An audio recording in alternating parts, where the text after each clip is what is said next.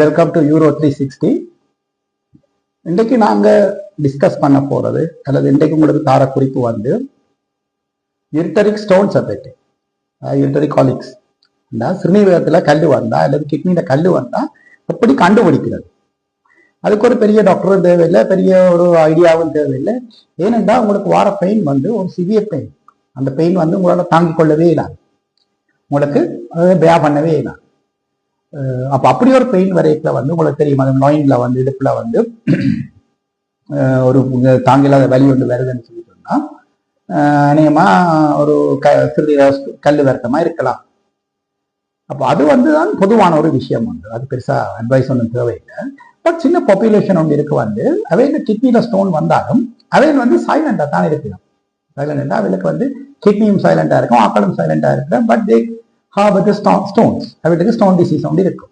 அப்போ அந்த ஸ்டோன் சின்ன சின்ன மெல்ல மெல்ல மெல்லமா கிட்னியை டேமேஜ் பண்ணி கிட்னி டேமேஜ் ஃபுல்லா ஆயினோட தான், ஃபுல்லா கிட்னி டேமேஜ் ஆயினோட தான் அந்த பாப்புலேஷன் வந்து ஒரு டாக்டர்கிட்ட அல்லது வந்து ஒரு பிசிஷியன்கிட்ட வந்து அட்வைஸுக்கு போகும். அந்த டைம்ல அப்படி எங்கள்கிட்ட வெரைட்டில there is no treatment or not much options.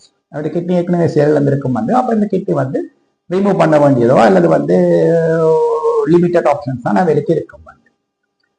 அப்ப நான் என்ன சொல்ல வரேன்னா, உங்களோட கிட்னியை சேவ் பண்ணணும்னா நீங்க எப்படியோ ஒரு உங்களோட லைஃப் டைம்ல எப்படியோ ஒரு யூரின் ரிப்போர்ட்டோ இல்ல பிளட் கவுண்டோ எப்படியோ ஏதோ ஒரு தேவைக்காக எடுப்பீங்க.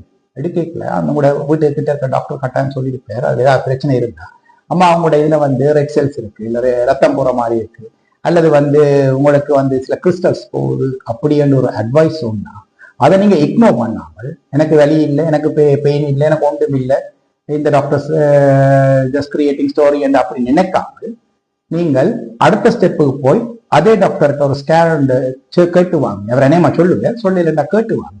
ஸ்கேன் செய்யறது இங்கே பெரிய வேலை இல்லை. இப்போ எல்லாத்துக்குமே ஸ்கேன் ஒன்றை செஞ்சு பார்த்து மேக் ஷோ பண்ணிக்கொள்ளுங்க உங்க கிட்னியில வந்து ஸ்டோன்ஸ் இல்லையன்னா இந்த சின்ன ஸ்டோன்ஸ் வந்து ஒரு